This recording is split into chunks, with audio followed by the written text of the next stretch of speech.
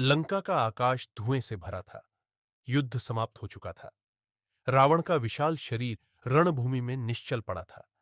विजय का उल्लास वानर सेना में था, पर मंदोदरी के हृदय में केवल शोक की अग्नि जल रही थी।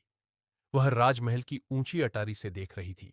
राक्षसों का स्वर्णिम नगर अब ध्वंस के कगार पर था। लंका की रानियां विलाप कर रही थी और प्रजा भयभीत थी। मंदोदरी के मन में असीम वेदना थी, परंतु उसने अश्रुओं को अवरुद्ध कर लिया। वह जानती थी कि अब उसे धैर्य रखना होगा। रावण के अंतिम संस्कार के समय मंदोदरी ने आगे बढ़कर उसके चरणों को स्पर्श किया। उसके हृदय में क्रोध भी था और प्रेम भी। वह जानती थी कि रावण एक अद्भुत योद्धा और विद्वान था, परंतु उसका अहंकार और अधर्म ही उसके विनाश का कारण बने।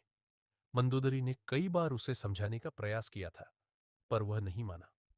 संस्कार के बाद वह महल में लौट आई। लंका का भविष्य अंधकारमय था। विभीषण अब राजा थे, पर मंदोदरी के मन में उथल पुथल मची थी। एक दिन विभीषण उसके पास आए और बोले, मंदोदरी, तुम्हारे बिना लंका अधूरी है। मैं तुम्हें अपना सहचर्य देना चाहता हूं। मंदोदरी ने गंभीर स्वर में उत्तर दिया, राजन, मैं रावण की पत्नी हूं।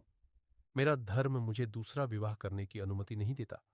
मेरा स्थान अब राजमहल में नहीं, बल्कि साधना में है। मैं अब शिव भक्ति में अपना जीवन समर्पित करूंगी। उसने अपने आभूषण उतार दिए और सतीत्व की शक्ति के साथ लंका से प्रस्थान किया। वह किलों और महलों की रानी थी, परंतु अब वह अपने भीतर की देवी को खोजने निकली थी।